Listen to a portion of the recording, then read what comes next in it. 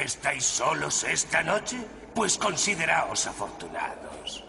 Podríais ser dos, e imaginad la pesadilla que podría ser. ¿Ah? Solo es un reflejo. No es así para las estrellas de esta noche, Frank y Eddie. Dos hermanos que tienen una relación muy estrecha. Una complicada red de celos e intrigas. Creo que os parecerá una combinación fratricida. Así que sin más dilación, os dejo. La avispa hipermanipuladora. Les parecerá una mezcla de horror y de ciencia ficción cómo se comporta la naturaleza. Hormigas que viven en las copas de los árboles son invadidas por un hongo parásito que las hace comportarse como si fueran zombies, antes de matarlas y salir de ellas. Al igual que la hormiga zombie, muchos animales están infectados por parásitos que modifican el fenotipo del huésped de manera que benefician a los parásitos mientras dañan al huésped. Este fenómeno se conoce como manipulación de parásitos, y cuando se produce la manipulación, el fenotipo del huésped es un fenotipo extendido del parásito. Pero esta historia no se trata de una simple manipulación, sino de una hipermanipulación.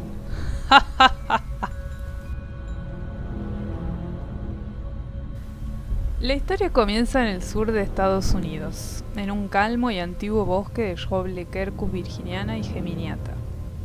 Un buen día, secreciones anormales empezaron a brotar de los tallos de estas especies, creando deformaciones conocidas como agallas, similares a tumores. Dentro de estas deformaciones, innumerables larvas sexuadas de una avispa se desarrollaban como un mal presagio.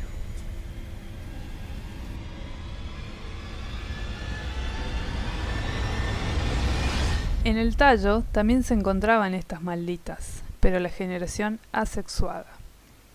Siguiendo sus instintos de supervivencia, una pequeña avispa de cuerpo pálido, llamada Bassetia pallida, colocó los huevos en pequeñas criptas para que se desarrollaran sin saber que estaba condenando su estirpe a un terrible final, apenas llegara la primavera.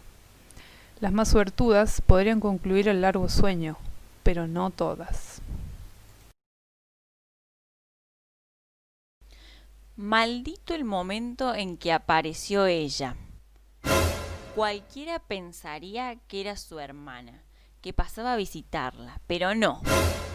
No era su hermana, ni sus intenciones eran buenas. Para nada buenas. Siguiendo el mismo comportamiento de su colega, la avispa del género Euderus colocó sus huevos en la misma cripta, pero no para sentirse acompañada, sino para manipularla en el momento de la oviposición y en la etapa larval, obligándola así a morir adentro de la cripta mientras taparía con su propia cabeza el agujero que ella misma construyó con sus calamitosos dientes, mandíbulas. Esto no termina ahí.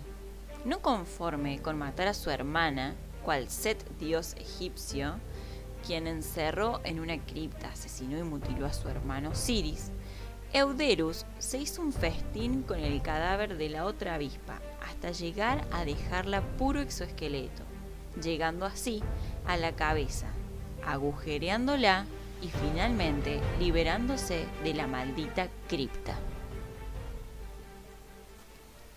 Era demasiado tarde cuando llegaron los investigadores. En la cripta solo yacían los restos del desafortunado cadáver de Bassetia pallida. Los científicos observaron, sin embargo, todos los agujeros visibles, los enumeraron y categorizaron en agujero de emergencia, que parecía conducir a una cripta vacía, en agujero de emergencia tapado con la cabeza de Bassetia pallida, y en agujero de emergencia tapado con la cabeza de Bassetia pallida y la cabeza del huésped con otro agujero por el que había surgido Euderus Set. Con estas muestras comprobaron que esta manipulación adaptativa beneficia al parásito Euderus por dos posibles razones.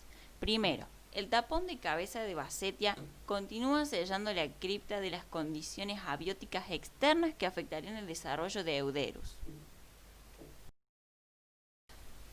Y segundo, requiere menor gasto energético masticar la cabeza del huésped para emerger en vez de masticar la corteza del tallo, lo cual le daría 3 veces más probabilidades de morir atrapados en la cripta.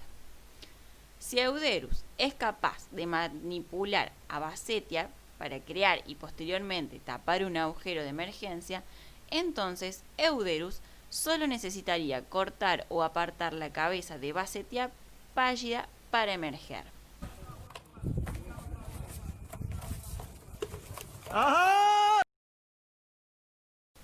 Estos macabros experimentos sugieren que Euderus pudo haber inducido el comportamiento de mantenimiento de la cripta al drenar suficiente energía para que el huésped posteriormente creara un agujero de excavación más pequeño y muriera tapándolo. La inoculación por parte del parásito de compuestos ponzoñosos en la fase de oviposición y la secreción en la fase de desarrollo inducen la manipulación sobre Basetia, pero estos serán estudiados en el próximo capítulo.